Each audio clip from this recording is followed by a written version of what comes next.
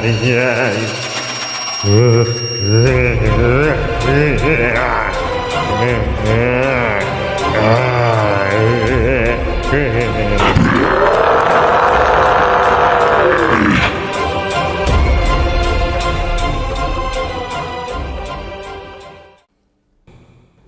গল্প সজীব মাহমুদ নীলের লেখা পিশাচ।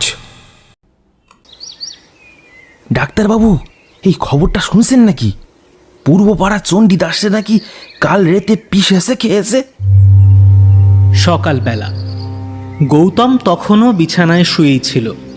হঠাৎ ওদের চাকর রামু এসে কথাটা বলতেই বেশ অবাকই হলো। ভূত, পিশাচ, ডাকিনী, যোগিনী, হাকিনী এইসব তো কেবল গল্পের বইতেই শোনা যায়। এগুলো কেবলই মানুষের কল্পনা ছাড়া আর কিছুই নয়। তবে গ্রামে এইসব কুসংস্কার নতুন কিছু নয়। লোকজন এমনিতেই ভূত প্রেতে বেশ বিশ্বাস করে, আর সেই সুযোগটাই নেয় স্থানীয় তান্ত্রিক আর কবিরাজরা। গৌতম একটু বিরক্ত হয়েই বলল, সকাল সকাল কী সব আজগুবি কথা বলছো বলো তো? তাছাড়া তোমাকে কতবার বলেছি আমাকে ডাক্তারবাবু বলে ডাকবে না, আমি এখনো ডাক্তার হইনি। রামু কিন্তু গৌতমের পরের কথার কোনো আমলই দিল না। বলল, আজগুবি কথা না ডাক্তারবাবু, সত্যিই চণ্ডীরে পিশাচে খেয়েছে। বিশ্বাস না হলে আপনি নিজেই গিয়ে দেখে আসুন না। এবার আর রামুর কথা এড়িয়ে যেতে পারল না গৌতম। তাছাড়া ঘটনা আর যাই হোক না কেন, একটাবার দেখে আসলে তো ক্ষতি নেই। বলল, বেশ চলো, এত করি যখন বলছো তখন দেখেই হাসি। গ্রামের রাস্তা দিয়ে হাঁটছে, যেতেই দেখল একটা দোকানের সামনে কয়েকজন কি যেন বিষয় নিয়ে কথা বলছে। কান একটু খাড়া করতেই শুনতে পেল একজন বলছে, অমানসিক কাজ বটে। সেই কথা শুনে আরেকজন বলল, সে হবে, এটা পিশাচের কাজ, কোনো মানুষের নয়। অমানসিক কাজ তো হবে। গৌতম আর দাঁড়াল না, কারণ সে জানে এই সব কথা শুনলে এমনিতেই মনে একটা কুসংস্কার এসে ভর করবে। তাছাড়া গ্রামের মানুষ তিলকে তাল করাই এদের কাজ। কিন্তু মনে একটা কৌতূহল জমা হলো, তিল না হলে তাকে তাল করা তো সম্ভব নয়। চণ্ডীদাসের বাড়ির সামনে যেতেই একটা মানুষের ভিড় চোখে পড়ল। বুঝল ঘটনা সত্যি। পিশাচের কাজ না হলেও বাড়িতে কিছু একটা হয়েছে। ভিড় ঠেলে সামনে যেতেই দেখল উঠোনের ওপর কাপড় দিয়ে ঢাকা একটা মৃতদেহ। রামুকে বলতেই সে নিজেই গিয়ে কাপড়টা সরিয়ে দিল। আর সরিয়ে দিতেই বুকটা ধক করে ওঠে গৌতমের। সে মেডিকেলের ছাত্র, তাই মৃতদেহ ওর কাছে নতুন নয়। কিন্তু এই মৃতদেহ দেখে শরীরের সব লোমগুলো দাঁড়িয়ে গেল। মেরুদণ্ড দিয়ে একটা ঠান্ডা স্রোত বয়ে গেল। দেখল এটা চণ্ডীর মৃতদেহই বটে, কিন্তু এ কি হাল হয়েছে লাশের? দেখে মনে হচ্ছে লাশের নিচের দিকটা কেউ খেয়ে ফেলেছে। গৌতম আর বেশিক্ষণ থাকতে পারল না। রামুকে হাতের ইশারা করে ভিড় ঠেলে এগিয়ে এলো। বাড়ি ফিরে এসেই বিছানায় শুয়ে পড়ে গৌতম। হাত পা এখনো কাঁপছে। না, কোনো পিশাচের কাজ ভেবে এমনটা হচ্ছে না। সে জানে চণ্ডীর রাতে বের হওয়ার অভ্যেস ছিল। গৌতম নিজেও বেশ কয়েকবার চণ্ডীকে দেখেছে রাতের বেলা গ্রামে ঘুরে বেড়াতে। হতে পারে কাল রাতেও বের হয়েছিল। এই গ্রামের তিন দিকেই গভীর জঙ্গল। হতে পারে কাল রাতেও জঙ্গলের কোনো হিংস্র পশু ওকে আক্রমণ করেছে। ফলাফল মৃত্যু। কিন্তু সেটা হলেও তো এই ঘটনাটা গায়ে কাঁটা দেওয়ার মতোই। গৌতম যেমনটা ভেবেছিল তেমনটাই ঘটল। সন্ধে হতে না হতেই লোকজন নিজ নিজ ঘরে ঢুকে পড়ল। এমনিতেই সন্ধ্যের পর বাইরের লোকজন খুব একটা দেখা যায় না, কিন্তু এই ঘটনার পর সন্ধে হলেই গ্রাম একেবারে নিশুতি হয়ে যায়। গ্রামের লোকজন এমনিতে ভীতু নয়। ওরা একাই 2-4 লোকের সঙ্গে মোকাবিলা করতে সক্ষম, কিন্তু ওরা তো ধরেই নিয়েছে এটা কোনো পিশাচের কাজ। কারণ মানুষের পক্ষে এমন কাজ করা সম্ভব নয়।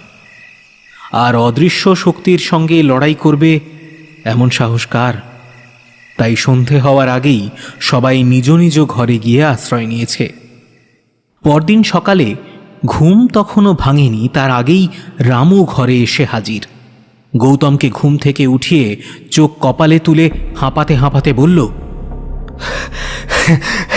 ডাক্তারবাবু, ডাক্তারবাবু, আমাদের গোয়ালের গরুটারে পিশাচে খেয়েছে।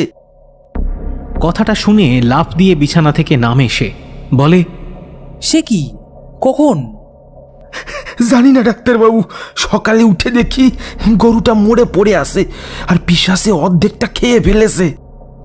কথাটা শুনেই দৌড়ে গেল বাইরে, গিয়ে দেখল বাবা দাঁড়িয়ে আছে গোয়ালের সামনে। ওকে দেখেই বলল, বাঘ ভাল্লুকের কাজ হবে হয়তো, হয়তো জঙ্গলে আবার কোনো বাঘটাক এসেছে। কিন্তু আশ্চর্যের বিষয় এটাই যে গরুটা কোনো ডাকাডাকি করলো না। বাবার কথা শুনে সে নিজেও গোয়ালের দিকে এগিয়ে গেল।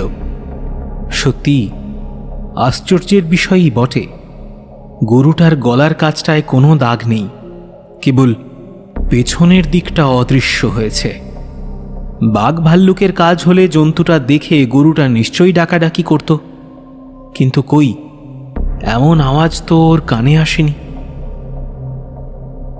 অনেক রাত পর্যন্ত জেগেছিল সে, কোনো আওয়াজ তো কানে আসেইনি, বরং আধ খাওয়া গরুটাকে দেখে মনে হলো যেন সে নিজের ইচ্ছেতেই নিজের পিছনের অংশটা কাউকে খেতে দিয়েছে। বাঘ ভাল্লুক নয় বাবু, বাঘ ভাল্লুক নয়, এ পিশাচের কাজ। আমি শুনছি পিশাচরা যাকে খেতে আসে তারা বোবা হয়ে যায়, চিৎকার চেঁচামেচি করতে পারে না। রামুর এই কথার কিন্তু গুরুত্ব বাড়ির কেউই দিল না বটে, কিন্তু ঘটনাটা জানাজানি হতে খুব বেশি সময় লাগল না। আসলে সময় লাগবার কথাও নয়, কারণ এই সব কথা বাতাসের আগে ছড়িয়ে পড়ে। এই ক্ষেত্রেও ঠিক তেমনটাই হলো। দলে দলে লোক আসতে লাগলো বাড়িতে। দেখতে দেখতে একটা হইচই পড়ে গেল 2-4 গ্রামে। সবারই একটাই ধারণা, গ্রামে পিশাচের আবির্ভাব হয়েছে।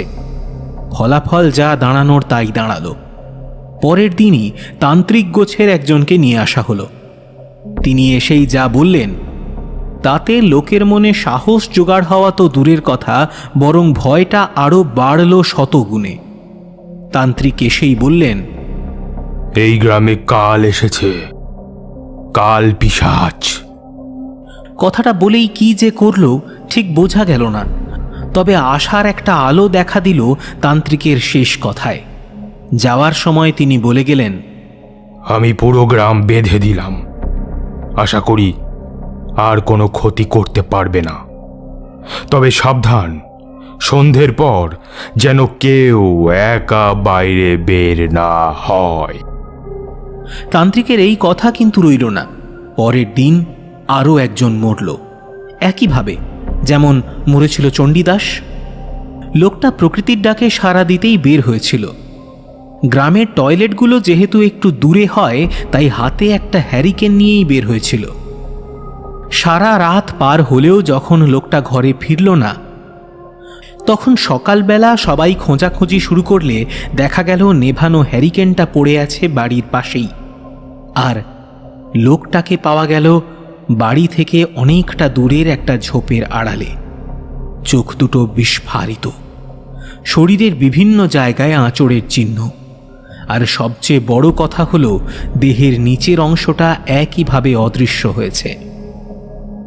লোকের মনে যেটুকু মনোবল আর সাহস তখনও বাকি ছিল, এই ঘটনা দেখার পর সেটুকুও হারিয়ে গেল।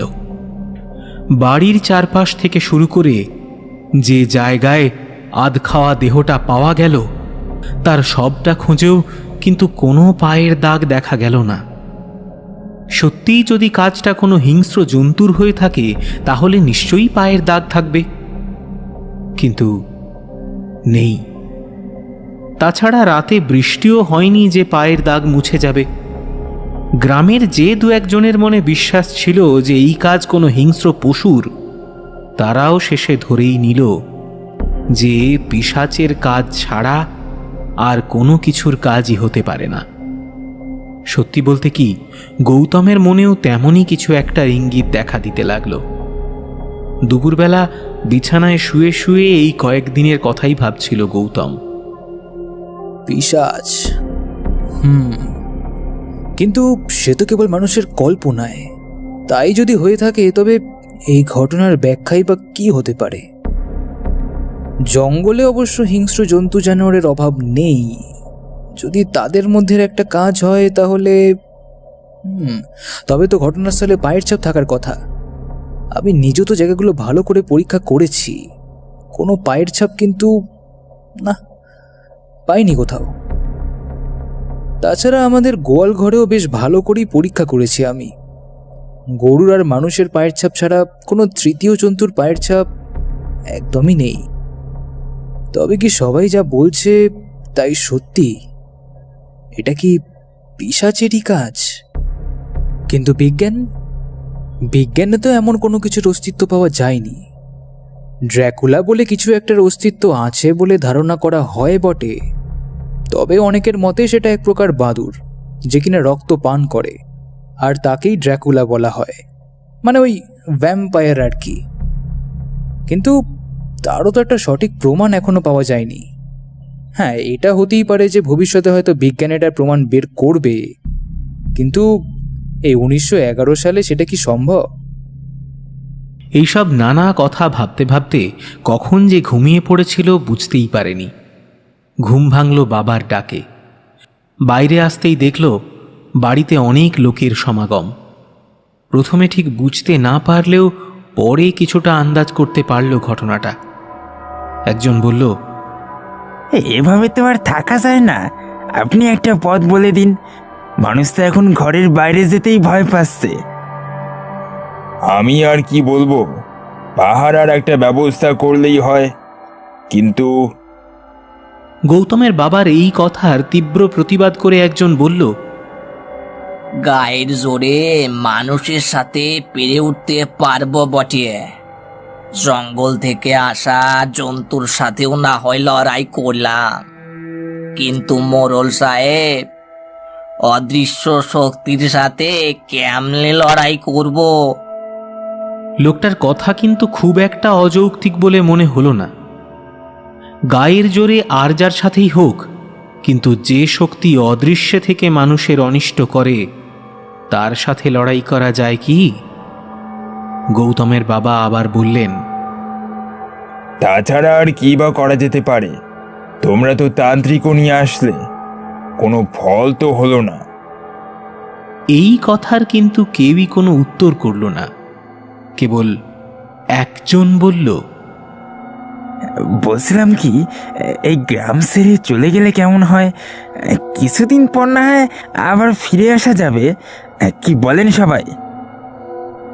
এবার দুইজন বিড়বিড় করতে লাগলো। গৌতম বুঝল যাদের যাওয়ার জায়গা আছে সম্মতি দিল, বাকিদের কপালে চিন্তার ভাঁজ। অনেক আলোচনা সমালোচনা করার পরেও কিন্তু সঠিক সিদ্ধান্তে আসা গেল না। তবে যে কয়েকজনের গ্রাম ছেড়ে চলে যাওয়ার মতো জায়গা ছিল তারা পরের দিনই চলে গেল, আর যাদের কোনো জায়গাই নেই তারা গ্রামেই থেকে গেল, কিন্তু নিজের বাড়িতে নয়, এক ঘরে বেশ কয়েকজন করে। যেন আর যাই হোক সাহসটা বাড়ে অন্তত। এই ব্যস্ততার পর কয়েকদিন কিন্তু গ্রামে তেমন কিছুই ঘটল না। তবে আরও বেশ কিছুদিন কেটে গেলেও যখন আর কিছু ঘটল না, তখন গ্রামের সবাই যেন একটু হাঁফ ছেড়ে বাঁচল। সবাই ধরে নিয়েছিল সে পিশাচ হোক বা অন্য কোনো অদৃশ্য শত্রু, সে চলে গিয়েছে গ্রাম থেকে। দু একদিনের মধ্যে খবরটা যারা গ্রাম থেকে চলে গিয়েছিল তাদের কানে পৌঁছতেই তারা দু একজন করে সবাই ফিরে আসতে লাগলো একে একে। কিন্তু সুখের দিন বেশি দিন রইল না। হঠাৎই একদিন শোনা গেল উত্তর পাড়ার দুই ভাইকে নাকি একসঙ্গেই খেয়েছে সেই ভয়ঙ্কর পিশাচ। রাতে নয় দিনের বেলাতেই খেয়েছে। শোনা গেল দুই ভাই মিলে নদীতে মাছ ধরতে গিয়েছিল সকালবেলা, সঙ্গে আর কেউই ছিল না। দুপুর গড়িয়ে গেলেও দুই ভাইয়ের একজনও যখন বাড়িতে ফিরে এলো না, তখন বড় ভাইয়ের ছোট ছেলেটা গিয়ে দেখে ঘটনাটা। খবর পেয়ে সবাই লাঠি নিয়ে এগিয়ে গিয়ে দেখে আগের বার তো তবুও মৃতদেহ চেনা যাচ্ছিল, এবার সেটাও সম্ভব নয়। তবে বাড়ির লোকেরা কাঁধের গামছা দেখে বলেছে ওটা ওদেরই। নদীর ধারেই জঙ্গল, তাই সবাই লাঠি নিয়ে পুরো জঙ্গল তন্ন তন্ন করে খুঁজলেও বাঘ তো দূরের কথা, একটা শেয়ালেরও দেখা পাওয়া গেল না। সবার মনে একটাই প্রশ্ন, তবে কি এতদিন পর সেই পিশাচ আবার ফিরে এসেছে? সবার কপালেই দুশ্চিন্তার ছাপ। পিশাচ ফিরে এসেছে, এটা তো একই সঙ্গে ভয় আর আতঙ্ক তৈরি করার মতোই ঘটনা। সবার মনে যেটুকু সাহসের আভাস দেখা দিয়েছিল, আবার সেটা মিলিয়ে গেল। তবুও আগে অন্তত রাতের বেলায় এমনটা ঘটত, কিন্তু এখন তো দিনে দুপুরে মানুষ মারা পড়ছে। ঘটনাটা কিন্তু কেবল গৌতমদের গ্রামেই সীমাবদ্ধ ছিল না, বরং 2-4 গ্রাম পেরিয়েও গেল। অদৃশ্য শত্রু কখন কোন গ্রামে আক্রমণ করবে সে তো আর বলা যায় না, তাই সতর্কতা শিথিল করলে চলবে না। কিন্তু সতর্ক যে হবে, কার থেকে হবে? যেখানে শত্রু নিজেই অদৃশ্য থেকে একের পর এক অনিষ্ট করে যাচ্ছে, সেখানে সতর্ক হয়েই কি কোনো ফল পাওয়া যাবে? প্রশ্নটা যখন সবার মনেই উঁকি দিচ্ছে, ঠিক তখনই খবরটা এলো পাশের গ্রাম থেকে। এবার আর একটা নয়, দুটো নয়, বরং বেশ কয়েকজন লোক একই সঙ্গে মারা পড়েছে সেই ভয়ঙ্কর পিশাচের হাতে। হাত বলা কি ঠিক হবে? পিশাচের কি হাত থাকে? থাকে বোধহয়। যদি নাই বা থাকবে, তাহলে শিকার ধরে কিভাবে? নাকি এই অপদেবতা দেখতে অনেকটা বনের হিংস্র জন্তুদের মতোই 4 পায়ে হাঁটে? মোট কথা হলো, পিশাচ আসলে কি সেটা দেখতেই বা কেমনই বা তার আচরণ, এ সম্পর্কে কারোর কোনো ধারণা নেই। সবাই কেবল নিজেদের মতো করে একটা অতিকায় ভয়ঙ্কর মূর্তি কল্পনা করতেই ব্যস্ত।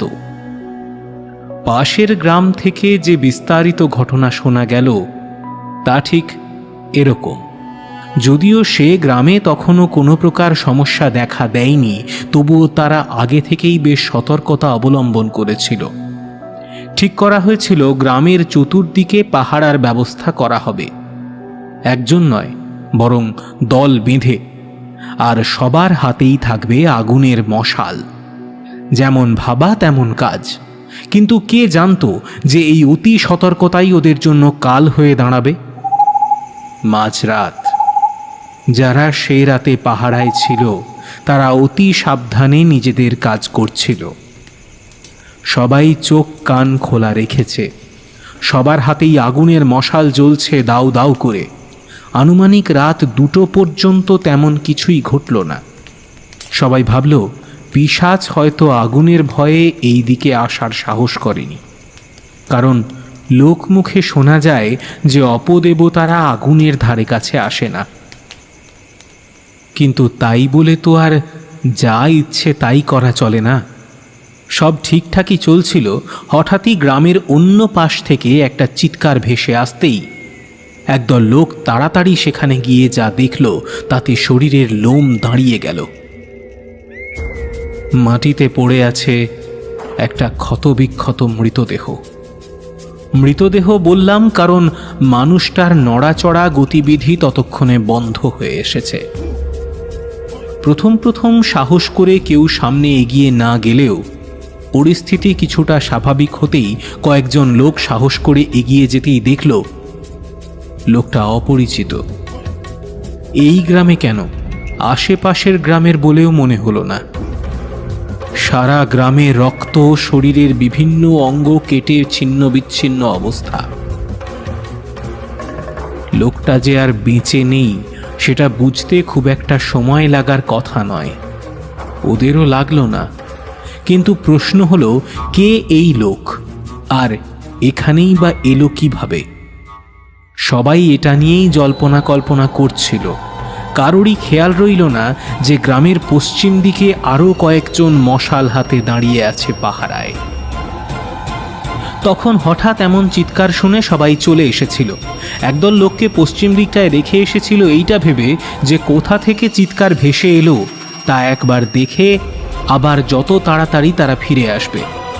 কিন্তু এসেই এই অচেনা অজানা লোককে এমনভাবে মরে পড়ে থাকতে দেখে কারোরই খেয়াল ছিল না ওদের কথা। যখন মনে পড়ল তখন তাড়াতাড়ি সবাই দৌড়ে গেল পশ্চিম দিকটায়। কিন্তু যা হবার তা ততক্ষণে হয়েই গিয়েছিল। সবাই যখন হাতে মশাল নিয়ে সেখানে গিয়ে পৌঁছল, আশপাশ ভালো করে দেখেও কাউকেই দেখতে পেল না। অনেকক্ষণ ধরে খোঁজাখুঁজির পরও যখন কারোরই খোঁজ মিলল না, তখন হঠাৎই একজনের নজর আটকে গেল মাথার উপরে, আর তাকিয়েই শরীরের রক্ত হিম হয়ে গেল। লোকটার হঠাৎ এমন আচরণের কারণ জানার জন্য সবাই যখন মাথার ওপরের গাছের দিকে তাকালো, তখন সবারই দম বন্ধ হওয়ার উপক্রম। গাছের বড় বড় ডালে ঝুলছে মানুষের ছিন্ন বিচ্ছিন্ন অঙ্গ, ঠিক যেন কষাই মাংস কাটার আগে বড় বড় টুকরো ঝুলিয়ে রেখে গেছে। এই ঘটনা দেখার পর একজনও সাহস পেল না সেখানে থাকতে। সকাল হতেই আরো বেশি লোকজন নিয়ে যখন সেই জায়গায় গিয়ে সবাই পৌঁছল, তখন দেখল সারা রাতের মধ্যে গাছের ডালে ঝোলানো মানুষের দেহাংশগুলি বেশিরভাগই অদৃশ্য হয়ে গেছে। যে অঙ্গগুলো বাকি ছিল সেগুলোও নিচে নামানো হলো একে একে।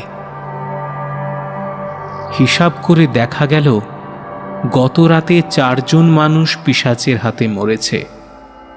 না না না, 4 জন নয়, 5 জন। সবারই মনে পড়ল সেই অচেনা অজানা মানুষটার কথা।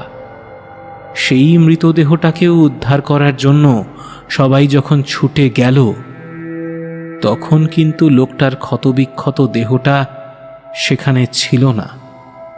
কেবল শুকনো মাটির এখানে ওখানে লেগে আছে রক্তের দাগ। ঘটনাটা এখানেই শেষ হলেও পারত, কিন্তু হলো না। সেই রাতে সবার হিসেব মতো মানুষ মরেছিল 5 জন। কিন্তু আশ্চর্যের বিষয় এই যে মাথা পাওয়া গেল 3টে। বাকি 2টো মাথা তো দূরের কথা, কোনো চিহ্নই পাওয়া গেল না। একজন বলল, আমার মনে হয় পিশাচটাই খেয়ে ফেলেছে। না না, ই হতে পারে না। এতদিনে যত মানুষ আর পশু মরছে সবারই মাথা ছিল, কেবল একটা মানুষেরই সব কিছু উধাও হয়েছে, সেটাও গত রাতে। বাকি সবারই তো মাথা ছিল। মাথা তো ছিল, খুঁজে দেখলে হয় না? হতে পারে কোথাও পড়ে আছে। এই কথা শুনে আরেকজন খেঁকিয়ে উঠে বলল, আরে কোথায় খুঁজবো, অনেক তো খোঁজা হলো। যদি মাথা থাকতো তাহলে এতক্ষণ ঠিকই পাওয়া যেত। শুরু হলো মতবিরোধ। কেউ বলে পিশাচ আর যাই করুক মাথা রেখে দেয়। কেউ কেউ বলল হয়তো এবার মাথাও নিয়ে গেছে। কিন্তু প্রশ্ন একটা থেকেই যায়, পিশাচ যদি মাথাও নিয়ে যায় তবে কি অন্তত একটা অঙ্গও ফেলে রেখে যাবে না, যেমনটা অন্য সবার বেলায় করেছে? শুরু হলো খোঁজাখুঁজি। অনেক খোঁজাখুঁজি করার পর একটা জঙ্গলের ভেতরে গিয়ে সবার চোখে যা পড়ল তাতে সবার মেরুদণ্ড দিয়েই একটা ঠান্ডা স্রোত বয়ে গেল। একটা মানুষের দেহ পড়ে রয়েছে। দূর থেকে যদিও বোঝা যাচ্ছে না যে মানুষটা জীবিত না মৃত, তবে তার থেকেও ভয়ঙ্কর ঘটনা তখনও ঘটা বাকি ছিল। সবাই যখন ধীরে ধীরে পড়ে থাকা মানুষটার কাছে গেল, তখন দেখল এটা আর কেউ নয়। কাল যে অচেনা অজানা লোকটার চিৎকার শুনে সবাই ছুটে গিয়েছিল, এটা তো সেই লোক। কিন্তু এই লোক এখানে এলো কিভাবে? আর এর হাতে এটা কি? একজন সাহস করে জিনিসটা দেখতে যেতেই আঁতকে উঠল ভয়ে। সাধারণ কোনো জিনিস নয়, এ তো একটা মানুষের চোখ। যেন কোনো জীবিত মানুষের চোখ উপড়ে নিয়েছে লোকটা, আর সেই উপড়ে নেওয়া চোখটাই প্রাণপণে আঁকড়ে ধরে আছে নিজেরই হাতের মুঠোয়। বেঁচে আছে? দেখে কি মনে হচ্ছে? এমন অবস্থায় কেউ বেঁচে থাকতে পারে? ভালো করে দেখো, বাঁচলেও বাঁচতে পারে, কারণ শরীরের গভীর ক্ষত থাকলেও কেন জানি মনে হচ্ছে লোকটা বেঁচেই আছে। লোকটার এই অনুমানটাই কিন্তু সত্যি হলো। সবাই ধরাধরি করে নদীর দিকটায় নিয়ে গিয়ে চোখে মুখে জলের ছিটে দিতেই লোকটা আস্তে আস্তে চোখ খুলল। একবার চারিদিক তাকালো ভালো করে, তারপর ইশারায় একজনকে কাছে ডাকলো। লোকটা ভয়ে ভয়ে কাছে যেতেই মৃতপ্রায় লোকটা বিড়বিড় করে বলল, কন্দল কন্দল বেশ কয়েকবার পুরো শব্দটা বলার চেষ্টা করতে গিয়েও বলতে পারে না লোকটা। চোখটা ঠিক তেমনভাবেই খোলা থাকলেও দেহে যে আর প্রাণ অবশিষ্ট নেই সেটা বুঝতে অসুবিধে হলো না। কিন্তু লোকটা কে? আর কোন্দলের অর্থই বা কি বলতে চেয়েছিল লোকটা? তবে কি সে জানতো সবটা? সবার মনেই একই প্রশ্ন ঘুরপাক খেতে লাগলো, কিন্তু কেউই কোনো উত্তর খুঁজে পেল না। একজন বলল, আমার তো মনে হয় আমরা গত রাতেই লোকটাকে দেখে ভুল ভেবেছিলাম। আরেকজন বলল, ভেবেছিলাম মরেই গেছে, তাছাড়া দেহটা দেখছো? এমন অবস্থায় কেউ বেঁচে থাকতে পারে? আরেকজন আফসোসের স্বরেই বলল, লোকটা অনেক কিছুই জানতো বোধহয়, বলতেও চেয়েছিল, কিন্তু বলার হয়ে উঠল না। ইস, কাল যদি একবার বুঝতে পারতাম। আমার মনে হয় লোকটা তখনও বেঁচেই ছিল, কিন্তু অজ্ঞান ছিল। আমরা ভেবেছি মরে গেছে। তাছাড়া অমন অবস্থায় যে কেউ এমনটা মনে করত। যদি কাল বুঝতে পারতাম, তাহলে অনেক কথাই হয়তো জানা হয়ে যেত লোকটার কাছ থেকে। তার আগেই তো।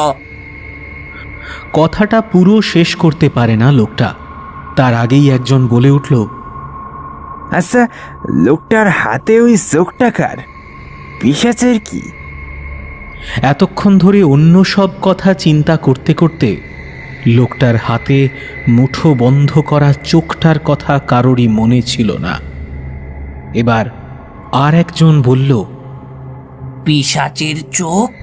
সে আবার কেমন কথা?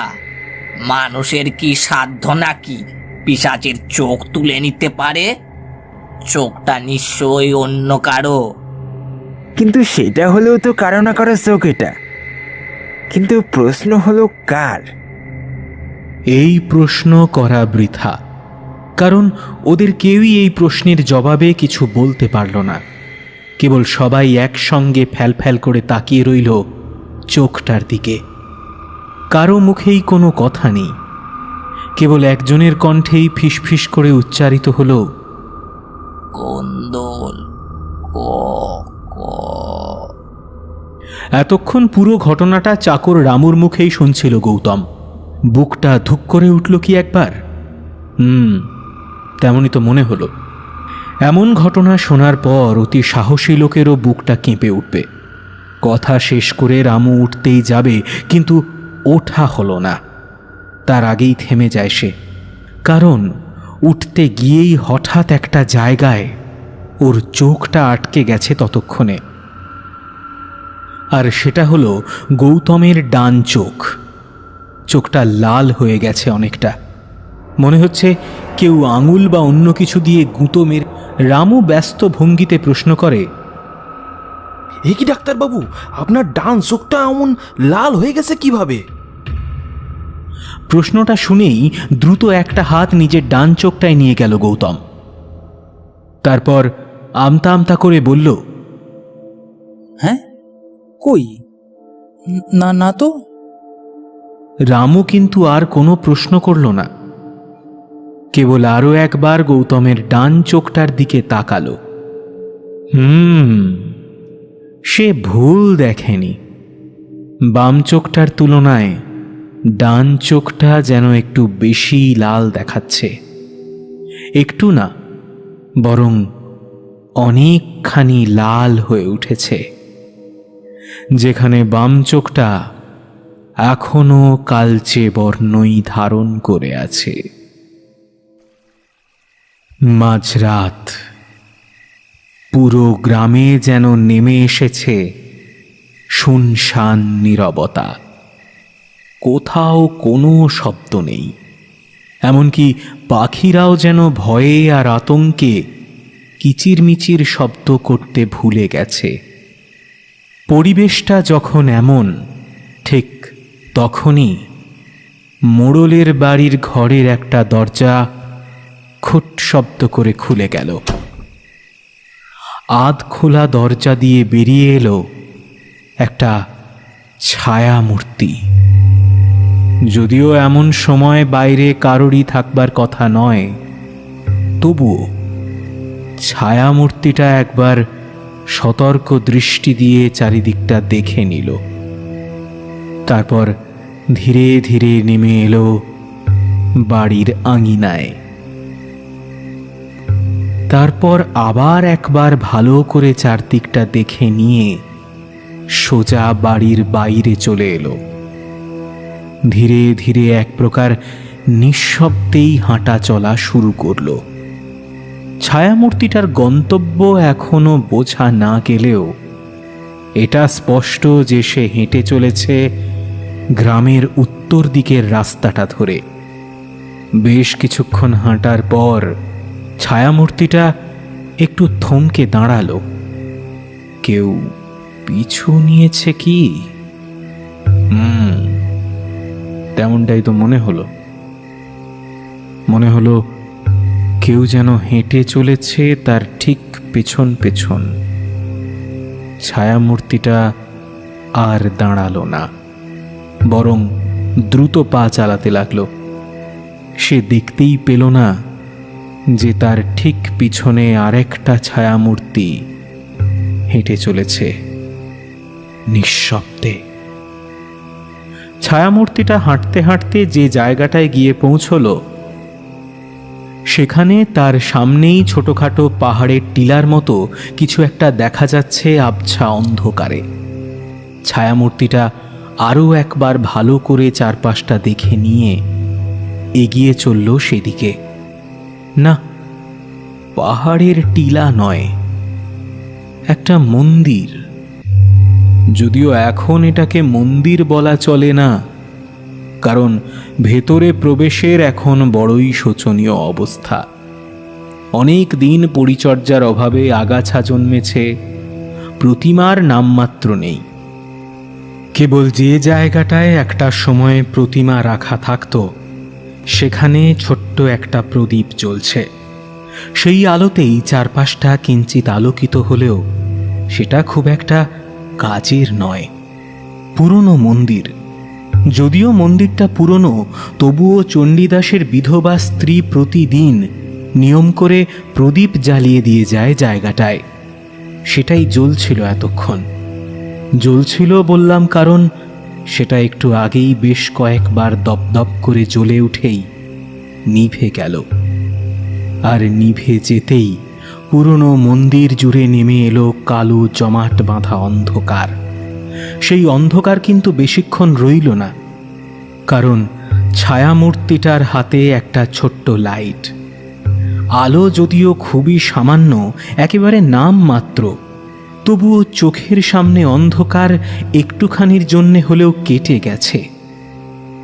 ছায়ামূর্তি এক দৃষ্টিতে যে জিনিসটার দিকে তাকিয়ে আছে সেটা আর কিছুই নয়, সাধারণ একটা পাথর, ছোট পাথর, কালো, কিন্তু সেটা এখন আর কালো নেই।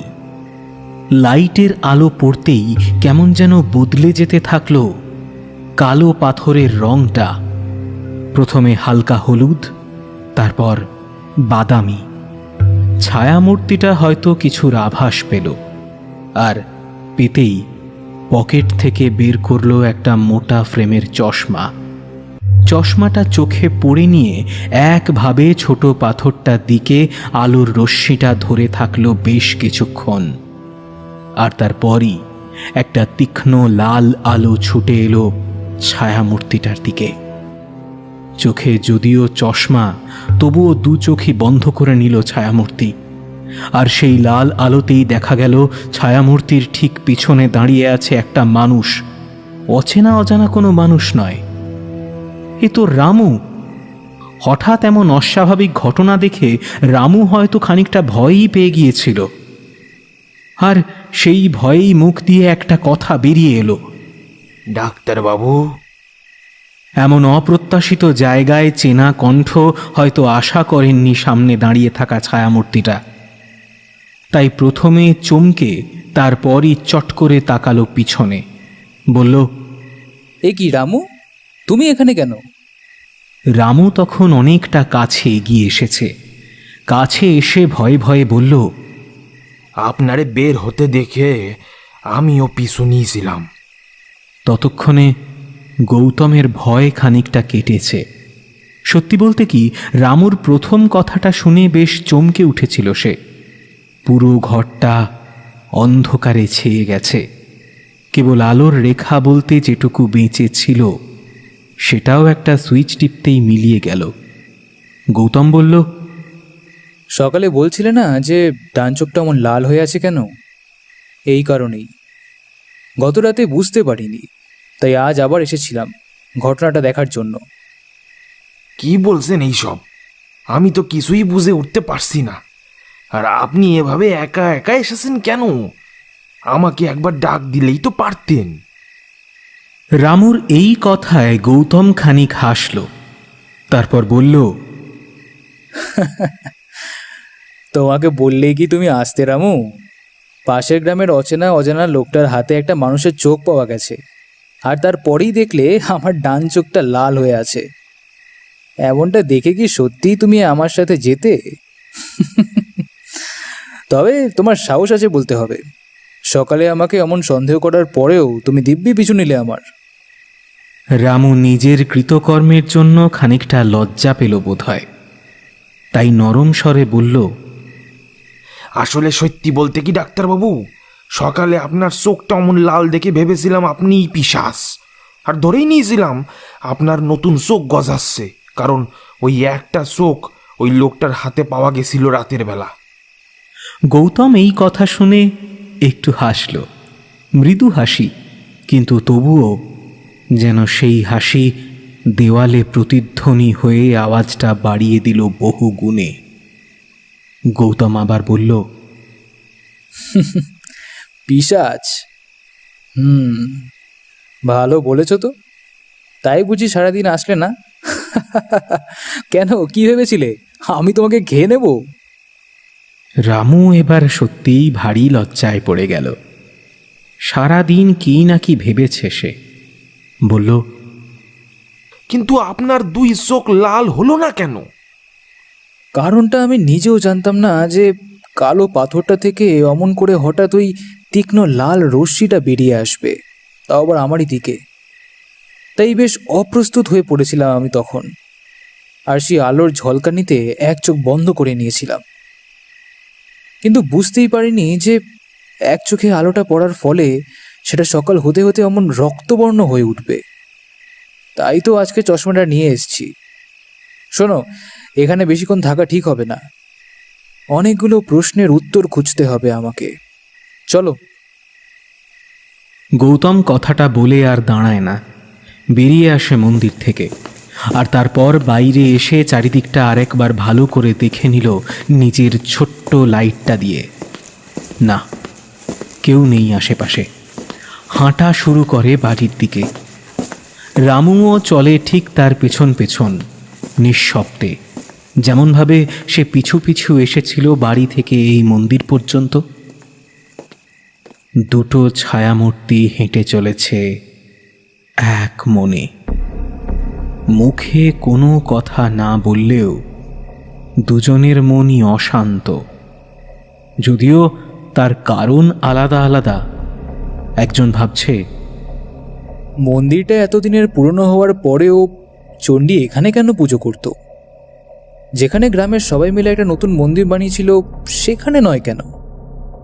আর চণ্ডীর মৃত্যুর পর ওর স্ত্রী বা কেন প্রতিদিন এখানে নিয়ম করে প্রদীপ জ্বালায়? পাথরটাই বা আসলো কোথা থেকে? এটা যে সাধারণ কোনো পাথর নয় সেটা তো তার কার্যক্ষমতা দেখেই বোঝা যাচ্ছে। কি রহস্য থাকতে পারে এর পিছনে?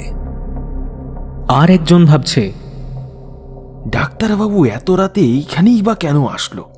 আর আসলেও জানলই বা কিভাবে? মন্দিরটা এতটাই পুরনো যে সহজে বোঝার উপায় নেই যে এটা একসময় কোনো মন্দির ছিল। সেখানে তিনি তো এই গ্রামের লোক নয়, ছোট থেকেই সেই মামার বাড়ি মানুষ হইয়েছেন, থেকেছেন শহরে। আর পাথরটা অমন করে আলো সরালো কেন? পাথর কখনো আলো সরায় কি? আর সেটাও এক এক সময় এক এক রঙের আলো। কই কই, আমি তো আগে এমনটা শুনিনি কখনো। এই সব ভাবতে ভাবতে দুজনই পৌঁছে গেল বাড়িটার সামনে।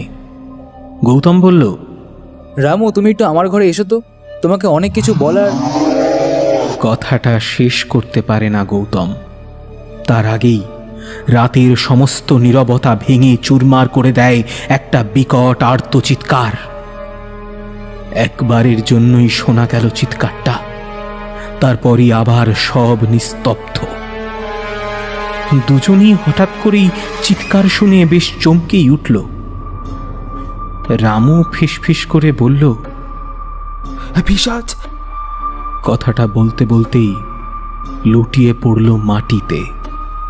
এমন অপ্রত্যাশিত ঘটনায় গৌতম এতটাই ভ্যাবাচেকা খেয়ে গেল যে এখন তার কি করা উচিত ঠিক বুঝতে পারল না। হতভম্বের মতো দাঁড়িয়ে থাকলো বেশ কিছুক্ষণ। কানে বেজে উঠল হাজার হাজার মানুষের চিৎকার চেঁচামেচির শব্দ। না না না না, সে অজ্ঞান হয়ে যায়নি। আর এই একসাথে এত মানুষের চিৎকার চেঁচামেচিও সে ঘোরের মধ্যে শুনছে না। গ্রামের সব লোক বেরিয়ে এসেছে চিৎকারটা শুনে একসঙ্গে। দেখতে দেখতে চারদিকটা লাল আলোয় ভরে উঠল, মশালের আলো। গৌতম দেখল একসাথে অনেক লোক হাতে মশাল নিয়ে ছুটে চলেছে। তারপর আর কিছু মনে নেই ওর। চারিদিকটা কেমন যেন অন্ধকার থেকে কঠিনতর অন্ধকার হয়ে উঠল। একবারের জন্য মনে হলো পায়ের নিচের মাটিটা যেন কেঁপে উঠল, দুলে উঠল চারপাশটা।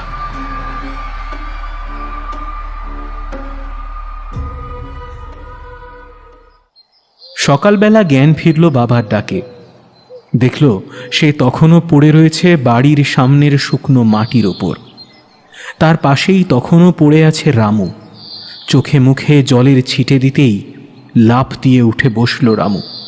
তারপর চারিদিকে একবার ব্যস্ত দৃষ্টি দিয়ে বলল, এই পিশাচ, এই পিশাচ, এই পিশাচ চলে গেছে। এই প্রশ্নের উত্তর অবশ্য পেল না রামু। গৌতমের বাবা প্রশ্ন করলেন, তোমরা এখানে কেন? আর রাতে কিসের চিৎকার শুনলাম ওটা? তোমাদের এমন হালি বা হলো কিভাবে? বাবা, তোমাকে আমি পরে সব বলবো। কথাটা বলেই নিজের ঘরের দিকে এগিয়ে যায় গৌতম। তার পিছনে রামু। ঘরে এসেই ক্লান্ত শরীরটা বিছানায় এলিয়ে দিল গৌতম। তারপর বেশ কিছুটা সময় কি যেন ভাবল নিজে নিজে। ততক্ষণে রামু এসে দাঁড়িয়েছে বিছানার পাশে। গৌতম বলল, এবার তোমার প্রশ্নের উত্তর দেই। নিশ্চয়ই তোমার মনে অনেকগুলো প্রশ্ন দানা বেঁধে আছে। রামু নীরবে মাথা নাড়ায়। গৌতম কিছুক্ষণ পর বলতে শুরু করে, সেদিন যখন চণ্ডীর বাড়িতে গেলাম তখন দেখলাম সবাই নিজেদের মধ্যে জল্পনা কল্পনা করছিল। কিন্তু কেবলমাত্র একজন দেখলাম এক দৃষ্টে তাকিয়ে আছে পুরনো মন্দিরটার দিকে। প্রথমে তেমন কিছুই মনে হয়নি, কারণ আমি বুঝতেই পারিনি যে সেটা একটা পুরনো মন্দির। পরে একজনের থেকে জানতে পারলাম পুরো ঘটনাটা। জানলাম যে যদিও মন্দিরটা এখন কেউ ব্যবহার করে না, তবুও অনেকদিন নাকি চণ্ডীকে রাত্রেবেলা সেই মন্দিরে যেতে দেখা গেছিল। পরে খোঁজ নিয়েছিলাম 2 দিন পর, তখন সন্ধে হয়ে গেছে। সবাই যখন পিশাচের ভয়ে নিজ নিজ ঘরে, ঠিক তখনই দেখলাম প্রদীপ হাতে চণ্ডীর বউ সেই ভাঙা মন্দিরের দিকে এগিয়ে যাচ্ছে। কৌতূহল হলো খুব, লুকিয়ে পিছু নিলাম তার। আর গিয়ে দেখলাম চণ্ডীর বউ আগে যেখানে প্রতিমা রাখা হতো তারই ওপর মাটির প্রদীপটা রাখলো। তারপর ধীরে ধীরে এগিয়ে গেল ছোট কালো পাথরটার দিকে, গিয়ে হুমড়ি খেয়ে পড়লো পাথরটার সামনে। বলতে শুরু করলো, আমার ধন চাই না, তুমি আমার স্বামীকেও মেরে দিলে, এবার আমাকেও মেরে দাও। কথাটা বলেই কান্নায় ভেঙে পড়ল চণ্ডীর বউ। তখন চারিদিকে অন্ধকার হয়ে আসছে।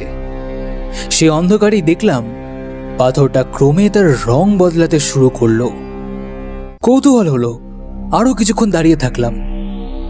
তারপর যা দেখলাম নিজের চোখকে যেন বিশ্বাস করতে পারলাম না আমি। দেখতে দেখতে একটা লাল আলো বেরিয়ে আসলো পাথরটা থেকে, আর সেই আলোতে চণ্ডীর বউকে লালচে দেখাতে শুরু করলো। তখনই মনে হলো নিশ্চয়ই এর পেছনে চণ্ডী আর ওই পাথরের কোনো একটা সম্পর্ক আছে। পরের দিন সকালে লুকিয়ে চণ্ডীর বউকে জিজ্ঞাসা করতেই সে তো একেবারেই অস্বীকার করে দিল। কিন্তু আমি বেশ বুঝতে পারলাম সে আমাকে মিথ্যে বলছে। আর তাই জন্যই সেই রাতেই আমি লুকিয়ে গেছিলাম মন্দিরে। আর তারপরের ঘটনা তো জানোই, লাল আলোটা এসে লেগেছিল আমার চোখে। তবে একটা জিনিস কি জানো? এতক্ষণ এক মনে কথাগুলো বলে প্রশ্ন করল গৌতম, কিন্তু সে প্রশ্নের উত্তরের অপেক্ষা না করেই আবার বলতে শুরু করল। চণ্ডীর বউ সবটা জানে, কিন্তু কিচ্ছু বলছে না। একটু পরে আবার যাব, যদি ভালোই ভালোই কিছু বলে তো ফুরিয়েই গেল, কারণ আমি জানি তার কাছে এর সমাধান আছে। একটা জিনিস খেয়াল করেছো তুমি? কথা থামিয়ে আবার প্রশ্ন করল গৌতম। চণ্ডী মরার পর ওর একটা চোখ কিন্তু ছিল না, যেন কেউ উপড়ে নিয়েছিল। সবাই তখন এটা পিশাচের কাজ বলেই ধরে নিয়েছিল। কিন্তু কাল তোমার মুখে ওই লোকটার কথা শোনার পর আমি নিশ্চিত যে ওই লোকটাও চণ্ডীর সাথেই ছিল, আর কোনো না কোনোভাবে ওর হাতে চোখটা চলে যায়। কিভাবে যায় আর ওই লোকটার সাথে চণ্ডীর কি সম্পর্ক তা তো আর জানা যাবে না, কারণ তারা দুজনেই মৃত। তবে একটা রাস্তা খোলা আছে, আর সেটা হলো চণ্ডীর বউ। গৌতম হয়তো আরো কিছু বলতেই যাচ্ছিল, কিন্তু তার আগেই লক্ষ্য করল ঘরের দরজার সামনে কেউ একজন এসে দাঁড়িয়েছে। গৌতমের বাবা, গ্রামের মোড়ল, ছেলের ঘরে ঢুকেই মুখটা ভার করে বললেন, কাল রাতে চণ্ডীর বউটাকে পিশাচে খেয়েছে। কথাটা শুনে গৌতমের শরীরটা যেন একবার দুলে উঠল। না না, শুধু শরীরই নয়, মনে হলো পুরো ঘরটাই কেঁপে উঠল একবার। কি? চণ্ডীর বউকে পিশাচ খেয়েছে? তবে কি শেষ রাস্তাটাও বন্ধ হয়ে গেল? অনেকটা চেষ্টার পর একে একে যখন সবগুলো সূত্র মেলানো গেল, তখন হঠাৎ করেই যেন সব রাস্তা বন্ধ হয়ে গেল। গৌতম বলল, রামু, যাবে নাকি একবার? রামু কিছু বলার আগেই গৌতমের বাবা একটু বারণের স্বরেই বললেন, তোমাদের আবার গিয়ে কাজ কি? অনেক কাজ আছে বাবা। কথাটা বলেই বিছানা ছেড়ে উঠে বসে গৌতম। তারপর ধীরে ধীরে এগিয়ে যায় দরজার দিকে। চৌকাঠ পার হতে গিয়েও একবার থেমে যায় সে। পেছন ফিরে বলে, রামু, বাবাকে একটু দেখে রেখো, তোমার আর গিয়ে কাজ নেই, আমি একাই যাচ্ছি।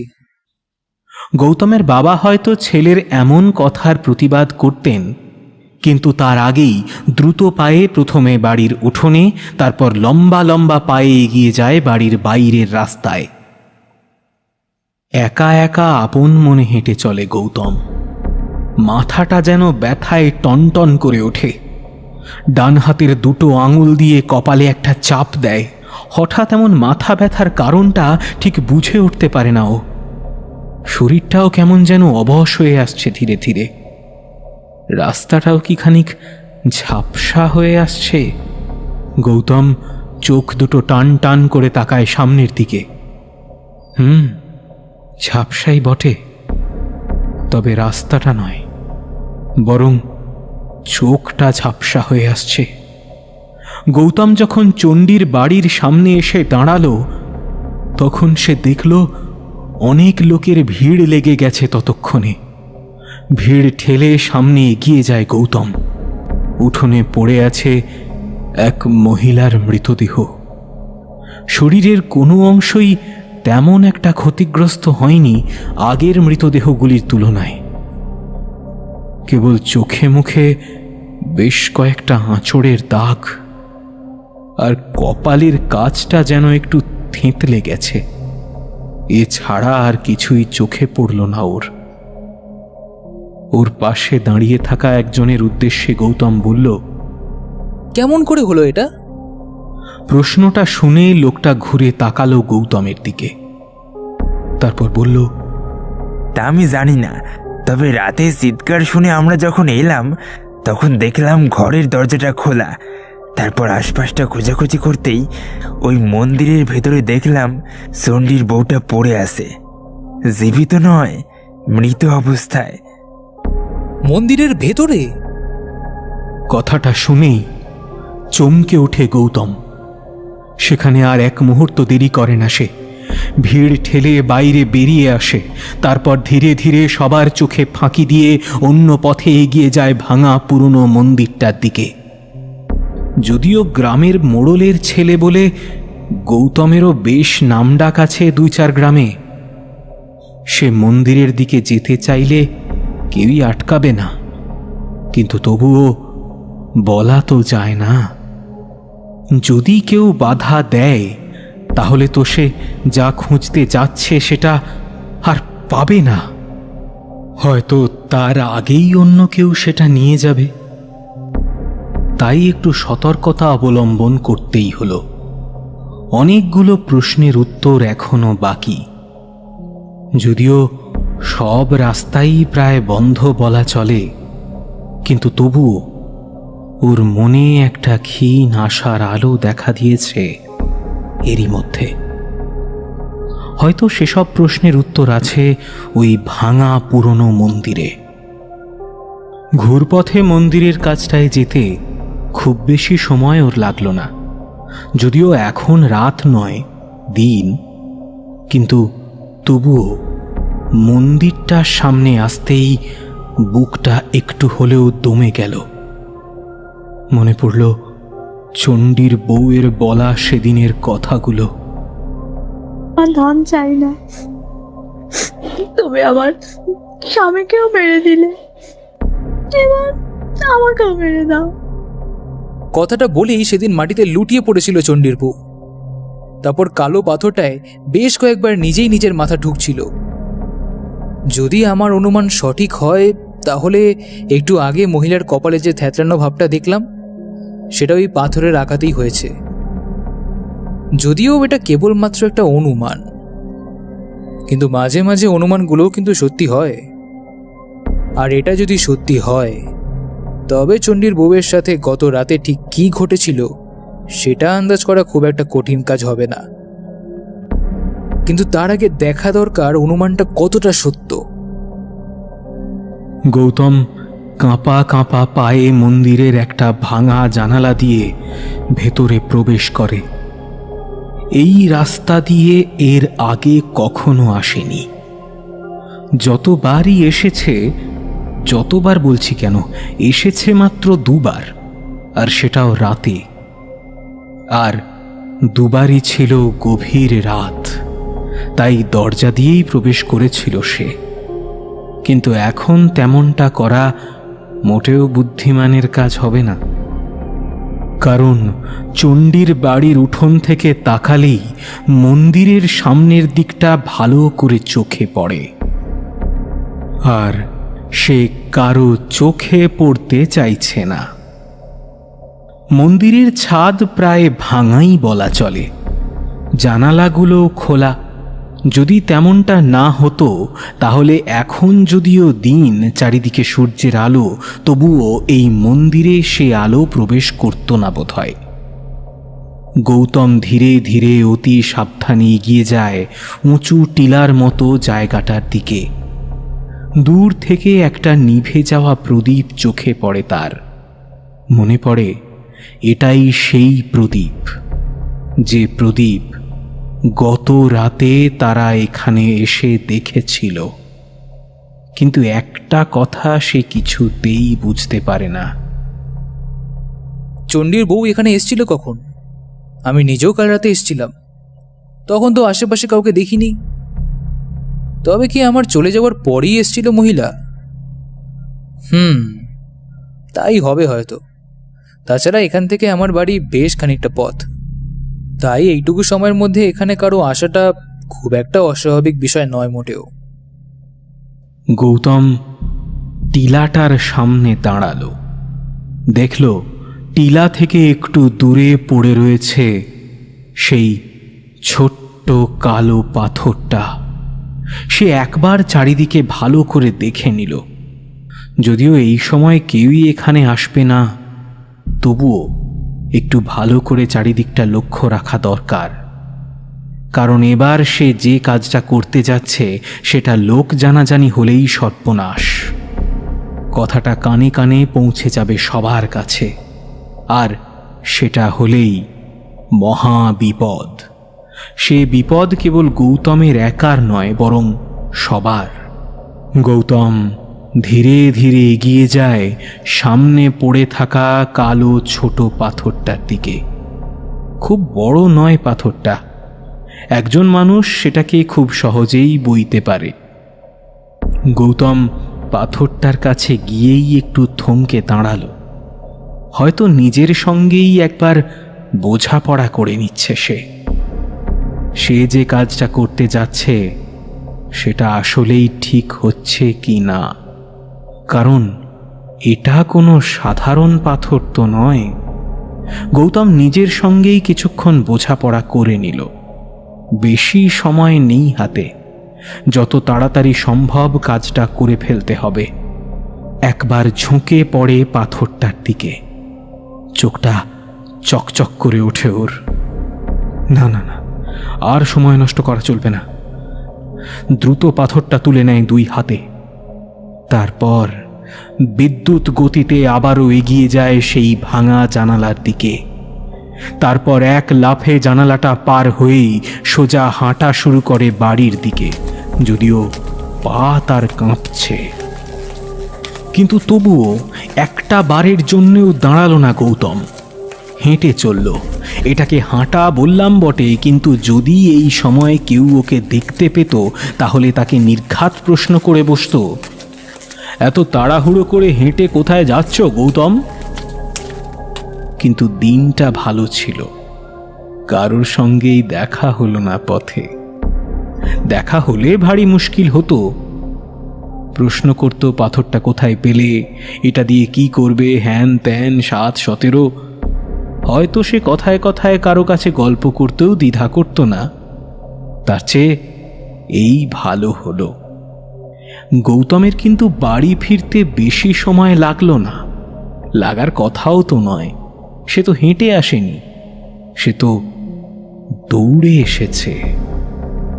বাড়ি এসেই নিজের ঘরে ঢুকে দরজাটা সশব্দে বন্ধ করে দিল গৌতম। তারপর বিছানায় গিয়ে বসল। বেশ হাঁপিয়েই উঠেছে সে। এতটা পথ এত তাড়াতাড়ি আসা তো আর কম কথা নয়। তার উপর হাতে এমন একটা পাথর নিয়ে আসা, বেশ ধকলই পোহাতে হয়েছে তাকে। তাই একটু বিশ্রাম করার জন্য পাথরটা চৌকির পাশে টেবিলের উপর রেখে হাঁপাতে লাগলো সে। বুকটা ধুকধুক করছে। একটু ভয়ও কাজ করছে মনের ভেতর। ভয় হওয়াটাই কি উচিত নয়? এমন একটা পাথর নিজের ঘরে আনাটা কেবল সাহসিকতার কাজই নয়, বরং দুঃসাহসিকতার পরিচয়ও বটে। তাই একটুখানি ভয় করাটাই তো স্বাভাবিক, বরং ভয় না করলেই সেটা অস্বাভাবিক হতো। বেশ কিছুক্ষণ পর গৌতম ঝুঁকে পড়ল পাথরটার দিকে। কালো পাথরটার গায়ে লেগে থাকা বিন্দু বিন্দু রক্তের ফোঁটাগুলো সে আগেই দেখেছে, আর সেটা দেখেই তো চোখটা চকচক করে উঠেছে ওর। কিন্তু এবার যে জিনিসটা ওর চোখে পড়ল তাতে কেবল আশ্চর্যই হলো না, বরং তার থেকেও বেশি অবাক হলো গৌতম। পাথরটার গায়ে খোদাই করে কিছু একটা লেখার মতো দেখা যাচ্ছে কি? গৌতম আরো ভালো করে লক্ষ্য করলো পাথরটার দিকে। হ্যাঁ, লেখাই তো বটে, ছোট ছোট অক্ষরে খোদাই করে লেখা, কোন্দল ক ক। যদিও লেখাটা প্রায় মুছে গেছে, তবুও পড়তে খুব একটা অসুবিধে হলো না ওর। আর পড়তেই চকিতে বিদ্যুৎ খেলে গেল গৌতমের শিরায় উপশিরায়। কুন্দল ক ক। রামু, সেদিন সকালে কি যেন একটা বলছিলে না, এমন একটা কথা? হ্যাঁ, মনে পড়েছে। মনে পড়ে যায় গৌতমের। মৃত সেই চেনা ব্যক্তিটাও ঠিক একই কথা বলেছিল মৃত্যুর আগে, কন্দল। আর তার হাতের মুঠোতেই ছিল একটা চোখ। যদি ভুল না হয় তাহলে সেটা চণ্ডীর চোখই হবে। কুন্দল ক ক, কুন্দল ক ক। চণ্ডী বিড়বিড় করে বেশ কয়েকবার। সে এটা আপন মনেই বলছিল, কিন্তু তারপরেই যে অপ্রত্যাশিত ঘটনা ঘটল তার জন্য মোটেও প্রস্তুত ছিল না গৌতম। নিমেষেই চারদিক ছেয়ে গেল অন্ধকারে। ঘরটা যেন কয়েকবার দুলে দুলে উঠল, আর তার সঙ্গে সঙ্গেই একটা গোঙানির আওয়াজ। তারপর যে দৃশ্য তার চোখে পড়ল, এরপর আর নিজেকে ধরে রাখতে পারল না গৌতম। লুটিয়ে পড়ল বিছানাতেই। গোঙানির শব্দটা কমে আসতে থাকে ধীরে ধীরে, আর শব্দটা কমে আসতেই ধীরে ধীরে ঘর থেকে অন্ধকারটাও যেন মিলিয়ে গেল।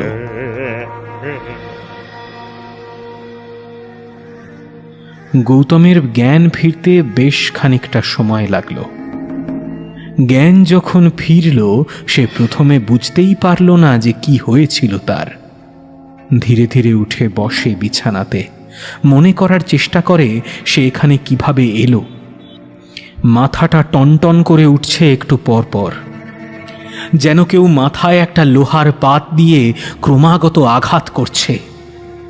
বেশ কিছুক্ষণ পর ধীরে ধীরে মনে পড়তে থাকে সব কিছু। মন্দিরে যাওয়ার কথা, সেখান থেকে পাথরটা ঘরে নিয়ে আসার কথা, আর তারপরই চোখের সামনে ভেসে ওঠা সেই ভয়ঙ্কর দৃশ্যের কথাও মনে পড়ে। মনে পড়তেই বুকটা ধক করে উঠে গৌতমের। ওটা কি ছিল? মানুষ? না না না না না না না না, মানুষ নয়, কোনো পশুও নয়। পশুদের তো 4টে পা হয়, কিংবা যে মূর্তিটা তার চোখে একটুর জন্য ভেসে উঠেছিল তার পুরো আকৃতিটা এখনো মনে আছে ওর। 2টো পা, সারা শরীর লোমে ঢাকা, আর তার থেকেও ভয়ঙ্কর যে জিনিসটা সেটা হলো ওর চেহারা। কি ভয়ঙ্কর সেই চেহারা! তার চেহারাটাকে যেন আরো ভয়ঙ্কর করে তুলেছে তার জ্বলতে থাকা একটা চোখ। গৌতমের মনে দৃশ্যটা এখনো ভাসছে, আর সেই জিনিসটার জ্বলন্ত চোখটা যেন এক্ষুনি পুড়িয়ে ভস্ম করে দেবে ওকে। আর তারপরই চোয়াল দিয়ে বেরিয়ে আসা দুটো লম্বা লম্বা দাঁত দিয়ে নিমেষেই ছিঁড়ে ফালা ফালা করে দেবে ওর সেই জ্বলন্ত দেহ। উফ!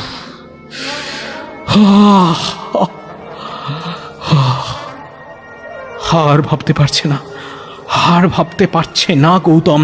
চোখটা বন্ধ হয়ে আসে ওর, আর চোখ বন্ধ করতেই ভেসে ওঠে আর একটা জিনিস, কালো পাথরের গায়ে খোদাই করা লেখাটা কুন্দল।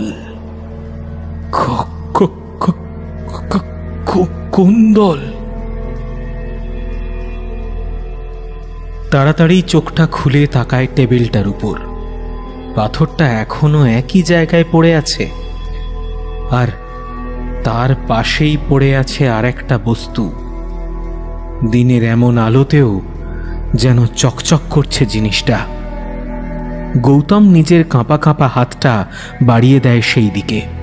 তারপর বস্তুটা হাতে নিয়ে চোখের সামনে আনতেই শরীরের মেরুদণ্ড বেয়ে নেমে যায় একটি ঠান্ডা স্রোত। এই বস্তুটাকে যে এর আগেও দেখেছে একবার কলকাতার এক দোকানে। দোকানটা গয়নার দোকান ছিল। জিনিসটা চিনতে মোটেও ভুল হলো না গৌতমের। জিনিসটা খাঁটি হিরেই বটে। দু আঙুলের রত্নটা চোখের সামনে ধরতেই চকচক করে ওঠে বস্তুটা। পুরো ঘরটা যেন আরো খানিকটা আলোকিত হয়ে ওঠে, আর সেই আলোতেই পুরো ঘটনাটা চোখের সামনে ভাসতে থাকে গৌতমের। মনে মনে একটা দৃশ্যপট সাজিয়ে নেয়, কিন্তু দৃশ্যটা পুরোপুরি সাজিয়ে তোলার আগেই কে যেন দরজার ওপাশ থেকে বলে ওঠে, ডাক্তারবাবু, পিশাচটা এসেছিল, পোদ্দারের দুধেল গাইটারে মেরে ফেলেছে। কথাটা গৌতমের কানে আসলেও কোনো কথা বলে না গৌতম। সে জানে এমনই কিছু একটা ঘটবে, কারণ একটা রত্নের বদলে একটি প্রাণ, দুইটি রত্নের বদলে দুইটি প্রাণ। তার সাথে একটা এসেছে, তাই পিশাচ একটা প্রাণ নিয়ে নিয়েছে। রত্নের বদলে জীবন, আর জীবনের বদলে রত্ন। গৌতমের মুখে একটা হাসি ফুটে ওঠে।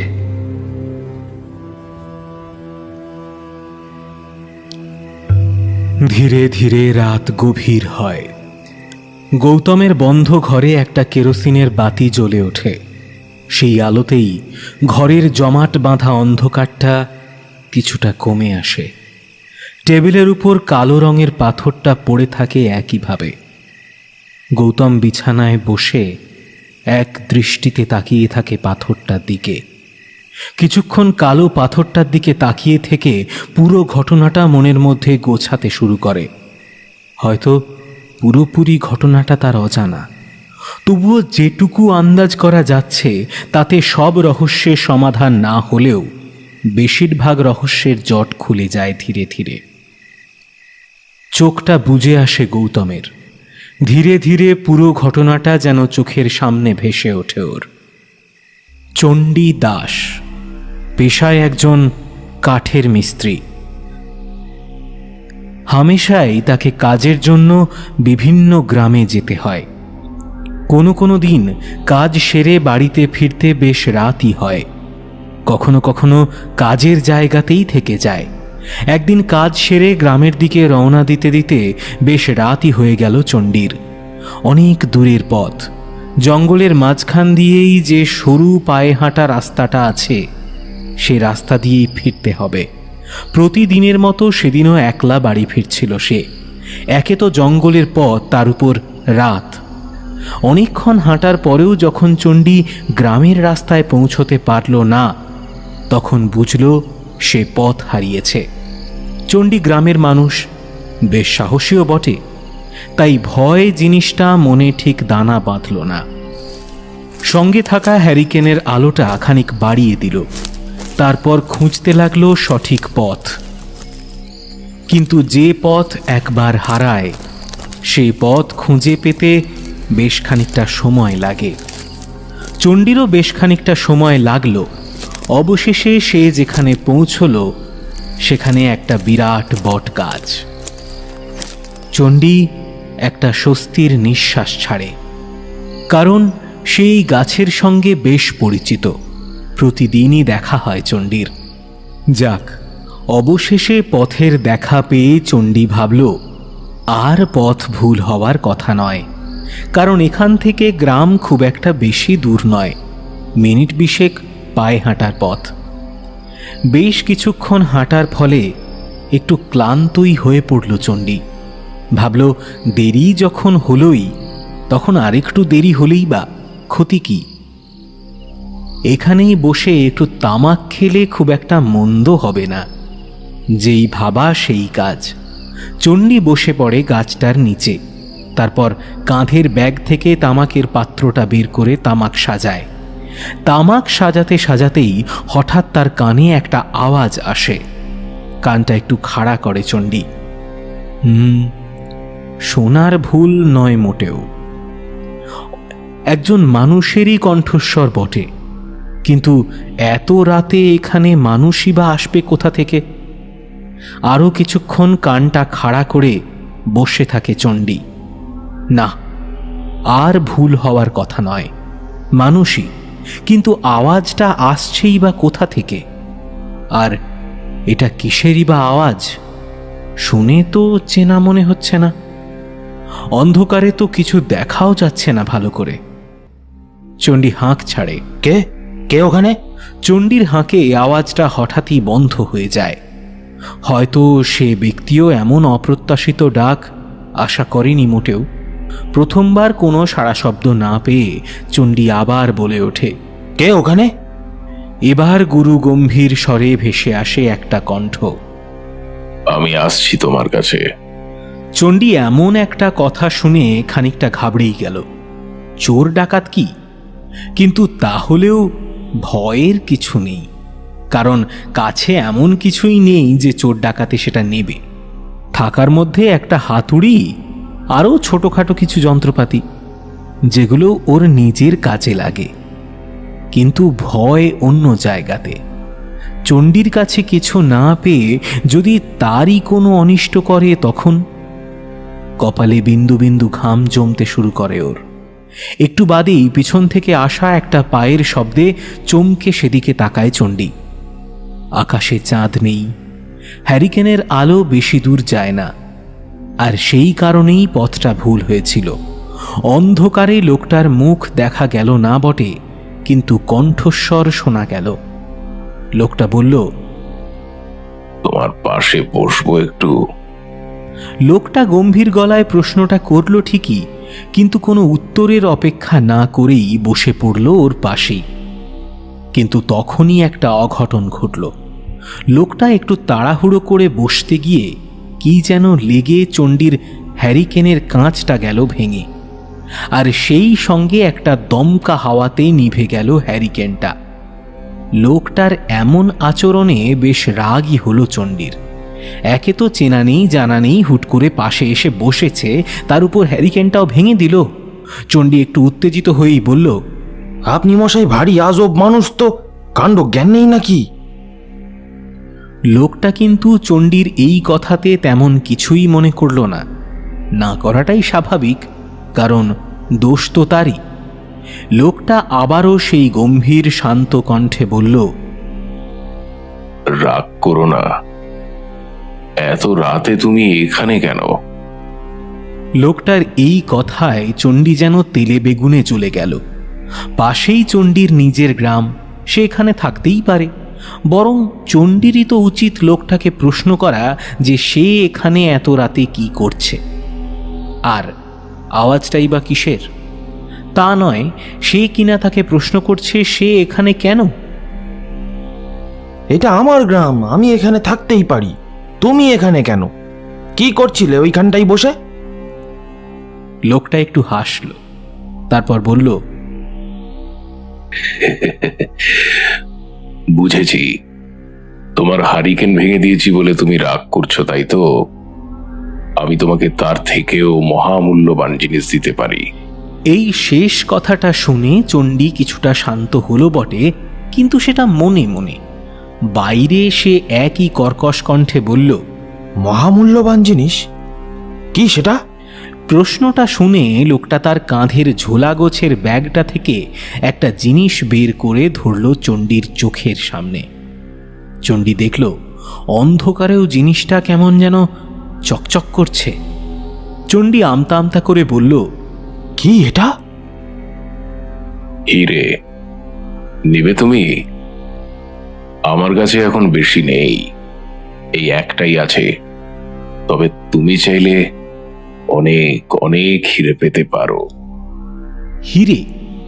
কথাটা শুনে পুরো শরীর থরথর করে কাঁপতে শুরু করে চণ্ডীর। চেনা নেই জানা নেই লোকটা কিনা তাকে হিরে দিতে চাইছে, আর বলছে আরো অনেক হিরে পাবে সে। চণ্ডীর গলাটা খানিক নিচু হয়ে আসে, ফিসফিস করে বলে, হিরে? সে তো অনেক দামি। তুমি কিভাবে পেলে এটা? আর আমাকেই বা দিতে চাইছো কেন? লোকটা এই প্রশ্নের উত্তর দেওয়ার আগে ঝোলা থেকে আরেকটা জিনিস বের করে। অন্ধকারে চণ্ডী জিনিসটাকে ঠিকমতো দেখতে না পেয়ে বলে, এটা কি? পাথর।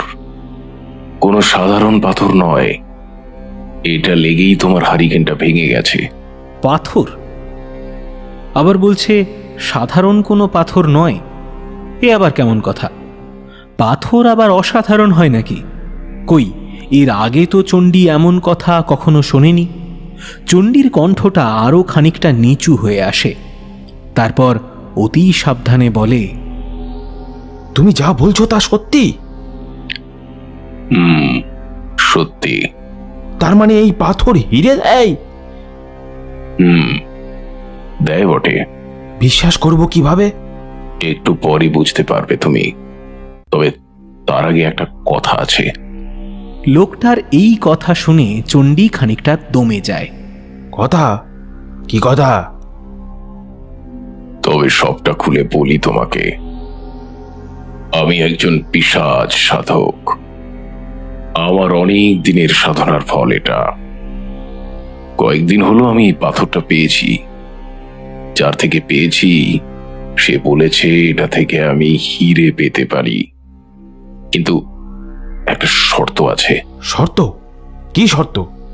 এটা একটা পাথরের মতো দেখতে হলেও এই পাথরটাকে সামনে রেখে যদি একটা মন্ত্র জপ করা হয়, তাহলে পাথরটা ধীরে ধীরে রং বদলাতে থাকবে, আর তারপরই এক ভয়ঙ্কর পিশাচ বেরিয়ে আসবে এর থেকে।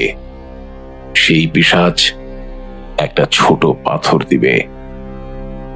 এখন যে জিনিসটা আমার হাতে ধরে দেখছো, ঠিক তেমনি খাঁটি হিরে। পিশাচ বেরিয়ে আসবে এই পাথর থেকে? কথাটা শুনেই গলাটা শুকিয়ে আসে চণ্ডীর। আসবে, আর হিরেও দিবে। তবে তার বিনিময়ে বিনিময়ে? একটি প্রাণ নিবে সেই পিশাচ। কি? প্রাণ? মানে মানুষ? না, মানুষ নয়, পশু হলেই চলবে। তবে সাবধান, পিশাচটা যদি একবার মানুষের স্বাদ পায়, তাহলে কিন্তু সর্বনাশ। চণ্ডী কথাটা শুনে বেশ কিছুক্ষণ চুপচাপ বসে থাকে। শরীরটা ঘামে ভিজে উঠেছে এরই মধ্যে, গলাটাও যেন শুকিয়ে আসছে ধীরে ধীরে। এটা কি স্বপ্ন দেখছি? স্বপ্নই হবে, হয়তো স্বপ্নই হবে, কারণ এও কি সম্ভব? কিন্তু স্বপ্নই যদি হবে, তাহলে তাহলে এই লোকটা, না না না না না না, স্বপ্ন না, এটা সত্যি। যদি সামনে কোনো পশু রেখে মন্ত্রটা জপ করা হয়, তাহলে পাথরের পাশে একটা হিরে রেখে দিয়ে পশুটা খেয়ে চলে যাবে। আর বসে থাকতে পারে না চণ্ডী, উঠে দাঁড়ায়। এমনিতেই অনেক দেরি হয়ে গেছে, তাছাড়া বউটা বাড়িতে একা। ওর মনে হলো লোকটা নিশ্চয়ই পাগল। পাগলই যদি না হয়, তাহলে কি এমন আজব আজব কথা বলে কেউ? একটা সাধারণ কালো পাথর, সেই পাথরটা নাকি রং বদলাতে পারে, এটা কোনো কথা? এতটুকুও না হয় বিশ্বাস করা যায়, কিন্তু পরে যেসব কথা বলল লোকটা, সেসব এই লোক নিশ্চয়ই পাগলই হবে, হয়তো পথ ভুল করে চলে এসেছে আর ওকে একা পেয়ে এইসব মন গড়া কথা বলে যাচ্ছে। কিন্তু তবুও মনটা কেমন যেন খচখচ করে উঠল চণ্ডীর। লোকটার হাতে সে চকচক করতে থাকা ছোট্ট পাথরটা দেখেছে, তবে সেটা যে সত্যিকারের হীরেই সেটা অবশ্য চণ্ডী জানে না, কারণ এর আগে চণ্ডী কখনো হীরে দেখেনি। আর কোনো কথা না বলে হাতে ভাঙা হারিকেনটা নিয়ে দ্রুত হাঁটতে থাকে চণ্ডী। হারিকেনটা ভেঙেছে ভাঙুক, পরে না হয় নতুন একটা কিনে নেওয়া যাবে। চণ্ডী যখন অনেকটা পথ এগিয়ে গেল, তখন শুনতে পেল লোকটা পেছন থেকে বলল, জানি তুমি আমার কথা বিশ্বাস করছো না। যদি পারো তাহলে কাল রাতে এই সময় এখানেই এসো, আমি তোমাকে দেখাবো। আর তাছাড়া একটা পশু আনতে বলো না, কিন্তু সেটা ছাগল হলেও চলবে। চণ্ডী হাঁটতে হাঁটতে একবার দাঁড়ায়, তারপর লোকটার কথা শেষ হতেই আবার হাঁটা শুরু করে। বাড়ি ফিরতে ফিরতে বেশ রাতই হয়ে গেল চণ্ডীর। বউটা তখনও জেগে। গ্রামের বউ তো, স্বামীকে রেখে একা ঘুমোয় না, তাছাড়া পেটে এখনো কিছু পড়েনি। স্বামীকে ছেড়ে খাওয়া সে তো পাপ। খেতে খেতে চণ্ডী বউকে পুরো ঘটনা বলল, যদিও সেটা হাসতে হাসতেই। বউয়ের মনটা একটু ভালো করতেই এইসবের আয়োজন, কারণ এত রাতে বাড়ি ফিরলে বউয়েরা একটু মন খারাপ করে। চণ্ডীর বউ গ্রামের মেয়ে, স্বামীর সব কথা শুনে লোভে চোখটা চকচক করে উঠল। বলল, লোকটা পাগল নয় বোধ হয়, আর হলে হবে। শোনো না ওগো, বলছি কি, তুমি একবার গিয়ে দেখবে নাকি? পাতে হাত ধুতে ধুতে ভ্রু কুঁচকে বউয়ের দিকে তাকায় চণ্ডী। সে দেখে বউয়ের চোখ দুটো বাতির আলোয় চকচক করছে। চণ্ডী বউয়ের এমন ভাব দেখে বলে, কি সব বলছো? তাছাড়া লোকটা যদি সত্যিও বলে, তারপর শর্তগুলোর কথা শোনোনি? তো কি হয়েছে? আমাদের বাড়িতে তো একটা বকরি আছেই, তাই না? চণ্ডী যদিও প্রথমটা বউয়ের কথায় খুব একটা গুরুত্ব দিল না, কিন্তু পরে বউয়ের এমন জোড়াজুড়িতে আর রাজি না হয়েও পারল না। পরের দিন রাতে নিজস্ব অনিচ্ছা সত্ত্বেও হাতে ছাগলের দড়ি নিয়ে বেরিয়ে পড়ল চণ্ডী। লোকটা আজও আছে। চণ্ডী কাছে যেতেই লোকটা বলল, জানতাম আসবে। আসো আসো, একটু পরই তোমাকে সব দেখাবো। একটু একটু করে সময় কাটে। চণ্ডীর বুকটাও তার সঙ্গে পাল্লা দিয়ে কাঁপতে শুরু করে। রাত যত বাড়ে, কাঁপুনিটাও ততই বাড়ে। চণ্ডী দেখল লোকটা মোটেও মিথ্যে বলেনি। পাথরটা ধীরে ধীরে রং বদলাতে শুরু করেছে। আর তারপরই যে ঘটনাটা ঘটল, তার জন্য মোটেও প্রস্তুত ছিল না চণ্ডী। একটা অতি দানবীয় মূর্তি, পুরো শরীরটা লোমে ঢাকা, আর সেই শরীরেই একটা প্রকাণ্ড মাথা বসানো, আর ভয়ঙ্কর সে চেহারা। আর সেখানেই জ্বলছে একটা জ্বলন্ত কয়লার মতো চোখ। চোয়াল দিয়ে বেরিয়ে এসেছে দুটো বড় বড় দাঁত। চণ্ডী আর নিজেকে ধরে রাখতে পারে না, জ্ঞান হারায়। ওর জ্ঞান যখন ফিরল, তখন দেখল লোকটি তখনও বসে আছে তার পাশে। হাতে একটা বস্তু চকচক করছে, আর পাশে বেঁধে রাখা বকরিটার কেবল কিছু অংশ পড়ে আছে মাটিতে। এর পরের ঘটনাগুলো কেমন যেন ধোঁয়াশা হয়ে গেল গৌতমের চোখের সামনে। চোখটা খুলে ফেলে সে। মনে প্রশ্ন জাগে তার। চণ্ডীর সাথে দেখা হওয়া সেই লোকটাই যে ওই মৃত লোকটা, সেটা তো পরিষ্কার। কিন্তু তারপর কি এমন হলো যে তাদের কারণে লোকটাকে মরতে হলো? অতি সাবধানে ঘর থেকে বেরিয়ে আসে গৌতম। হাতে কালো পাথরটা দ্রুত পায়ে হাঁটতে থাকে সে। বেশ কিছুক্ষণ হাঁটার পর সে লক্ষ্য করে পাথরটা ধীরে ধীরে তার রং পরিবর্তন করতে শুরু করেছে। কিন্তু হে কি, সে তো মন্ত্রটা জপ করেনি, তাহলে পাথরটা এমন রং বদলাতে শুরু করলো কেন? গৌতমের মনে পড়ে যায় মন্দিরের ঘটনাটা। সেখানেও তো পাথরটা আপনা আপনিই রং পাল্টে নিয়েছিল। তবে কি আড়াল থেকে কেউ নাড়ছে কলকাঠি? দ্রুত পা চালায় গৌতম। যত তাড়াতাড়ি সম্ভব কাজটা করতে হবে, নয়তো পিশাচটা যদি জেগে যায় তাহলে আরও একটা প্রাণ চলে যাবে। দ্রুত পা চালায় সে। পাথরটা ততক্ষণে হলুদ রং নিয়েছে, এরপরই নেবে সবুজ, আর তারপরই লাল, আর তারপর আর ভাবতে পারে না গৌতম। চোখের সামনে ভেসে ওঠে সেই পিশাচের আকৃতিটা। দ্রুত পা চালিয়ে গৌতম যখন নদীর তীরে পৌঁছল, ততক্ষণে পাথরটা লাল রং ধারণ করেছে। আর বেশি দেরি করে না গৌতম, ভরা নদীটার দিকে তাকায় সে। এটাই করতে হবে, নদীর জলে এর বিসর্জন। সে জানে পাথরটা না থাকলে আর কিছুই থাকবে না। পাথরটা দ্রুত জলে ছুঁড়ে দেয় গৌতম, আর ছুঁড়ে দিতেই পেছন থেকে অপ্রত্যাশিতভাবে কর্কশ অথচ গম্ভীর শান্ত কণ্ঠস্বর ভেসে আসে। কেউ একজন বলে উঠল, ডাক্তারবাবু, পাথরটা ফেলে দিলেন নদীর জলে? চমকে পেছনে তাকায় গৌতম। আকাশে চাঁদ উঠেছে ততক্ষণে, আর সেই চাঁদের আলো ছড়িয়ে পড়ছে চারিদিকে। সেই আবছা আলোতেই দেখল তার একটু দূরেই দাঁড়িয়ে আছে মানুষটা, রামু। রামু এবার বলে ওঠে, এই কাজটা করার আগে আমাকে একবার প্রশ্ন করা উচিত ছিল ডাক্তারবাবু।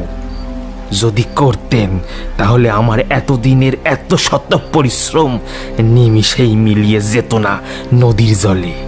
রামুর এমন কথায় অবাক হয়ে তাকিয়ে থাকে গৌতম। বলে, রামু, তুমি তাহলে? কি করতাম আমি? চণ্ডী আমার বন্ধু মানুষ, লোকে বন্ধুর কাছে কোনো ঘটনা লুকাই না ডাক্তারবাবু। চণ্ডী একদিন সব বলল।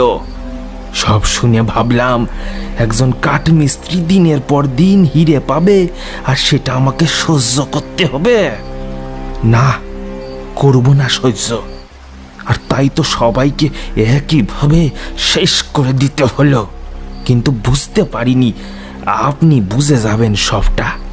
ভেবেছিলাম চণ্ডীর মতো তার বউকেও শেষ করে দেব, তারপর পাথরটা আমি নিয়ে আসব। কিন্তু তার আর সময় পেলাম না। সেদিন রাতে আপনাকে মন্দিরে যেতে দেখেই বুঝছিলাম আপনি কিছু তো আন্দাজটা একটা কইয়াছেন। তাই চণ্ডীর বউটাকেই মেরে দিতে হলো, পাশে তার কাছে পৌঁছে না জানে এইভাবে। ও পিশাচ একবার জেগে উঠলে আর কিছুই মানবে নে। তাই তো জেগে ঘুমন্ত চণ্ডীর বউকেই মেরে দিল। কিন্তু লাশটা কিভাবে মন্দিরে গেল বুঝতে পারিনি। ভেবেছিলাম চণ্ডীর বউ মরলে পাথরটা আমি নিয়ে আসব, কারণ তার আগে নিয়ে আসলে চণ্ডীর বউ সন্দেহ করত। মেয়ে মানুষ, নানান ঝামেলা, এত ঝামেলা কে পোহাবে? কিন্তু চণ্ডীর বউ ভয় পেয়ে হয়তো মন্দিরের কাছে গেছিল শেষ রক্ষা করতে। হইল না। আমার ভুলটা ছিল সেইখানেই। সেই দিন রাতে চিৎকার শুনে মিশে মিশে অজ্ঞান হলাম, কিন্তু লাভ হলো কই? শেষে তো সবটাই জ্বলে গেল, সব জ্বলে গেল। তার মানে তুমি ঘটনা জানার পরেই বেশি বেশি মানুষ মরতে শুরু করলো, তাই তো? কারণ তুমি বেশি বেশি হিরে চাইছিলে, আর যতগুলো হিরে ততগুলো জীবন। কারণ চণ্ডীর বউ স্বামীকে হারিয়ে ভয় পেয়ে গেছিল, তাই সে রাজি ছিল না। কিন্তু তোমার লোভ জেগেছিল মনে। কিন্তু সে কি জানতো যে তুমি চণ্ডীর মৃত্যুর জন্য দায়ী ছিলে? বোধহয় জানতো না। না, জানতো না। কিন্তু আপনি ভুল করলেন ডাক্তারবাবু। যে একটা হিরে নিবে তাকে কমপক্ষে 5টা বলি দিতে হবে। আপনার কাছেও তো একটা আছে, তাই না? কিন্তু বলি তো 5টা দেননি ডাক্তারবাবু, তার আগেই তো সব শেষ কইরা দিলেন। ভেবেছেন সব বুঝে শেষ? শেষ হতো, কিন্তু হাতের কাটা দাগটা। গৌতম দ্রুত নিজের হাতের দিকে তাকায়। রামুকে হঠাৎ দেখে সে এই কেটে যাওয়ার কথা ভুলেই গিয়েছিল একেবারে। পাথরটা দ্রুত ফেলে দিতে গিয়ে সেই পাথরেরই একটা ছুঁচালো খাঁজ এসে লাগে আঙুলে, আর তাতেই কিছুটা কেটে যায়। রামু বলতে থাকে, শেষ হলো না ডাক্তারবাবু, শেষ হইল না। আপনিও শেষ করলেন না, আর আমাকেও শেষ করতে দিলেন না। ও আসছে, ওই যে আসছে, আর এসেই। কথাটা শেষ করতে পারে না রামু। তার আগেই যা ঘটে গেল সেটা বুঝে উঠতে বেশ খানিকটা সময় লাগলো গৌতমের। কেবল চোখের সামনে দেখতে পেল একটা মানুষের ক্ষতবিক্ষত দেহ পড়ে, রামুর দেহ। রামু কথাটা শেষ করার আগেই বিকট একটা আওয়াজ করে নদীর জল থেকে বেরিয়ে এলো দানবটা, আর এসেই এতটুকুও ক্ষমতা নষ্ট না করে এক নিমেষেই ধারালো নখ দিয়ে ছিন্ন বিচ্ছিন্ন করে দিল ওর পুরো শরীর। তারপর যেন নিমেষেই মিলিয়ে গেল হাওয়ায়, আর যেখান থেকে মিলিয়ে গেল সেখানেই একটা বস্তু চকচক করে উঠল। বেশ কিছুক্ষণ পর বস্তুটার দিকে ধীরে ধীরে এগিয়ে গেল গৌতম। কালো পাথরটা নদীর জলে ফেলতে একটু দেরি করে ফেলেছিল গৌতম, কারণ ততক্ষণে কালো পাথরটা ছেয়ে গিয়েছিল লাল রঙে। এতক্ষণ ধরে পুরনো কথাগুলো বসে বসে ভাবছিল গৌতম। সন্ধ্যা হয়ে আসছে, ধীরে ধীরে দিনের আলো ফুরিয়ে চাঁদের অন্ধকার নেমে আসছে, আর সেই সঙ্গে সঙ্গে গৌতমের শরীরের জ্বালাটাও বাড়ছে। রক্তগুলো হয়ে উঠেছে চঞ্চল। দেখতে দেখতে চারিদিক ছেয়ে গেল অন্ধকারে। গৌতম বুঝল শরীরের লোমগুলো ধীরে ধীরে বড় হচ্ছে। একটু পরেই চোয়াল ভেদ করে বেরিয়ে আসবে দুটো কষ দাঁত। দিনের আলোতে যে দেহটা দেখতে সাধারণ মানুষের মতোই ছিল, সেটা বদলে যাবে নিমেষেই, ধারণ করবে একটা ভয়ঙ্কর পিশাচের রূপ। সেদিন একটু সাবধান হলেই হয়তো কালো পাথরের খাঁজটায় হাতটা কাটত না। রামু ঠিকই বলেছিল, শেষ হলো না কিছুই, বরং সেদিন তো সবেমাত্র শুরু হয়েছিল।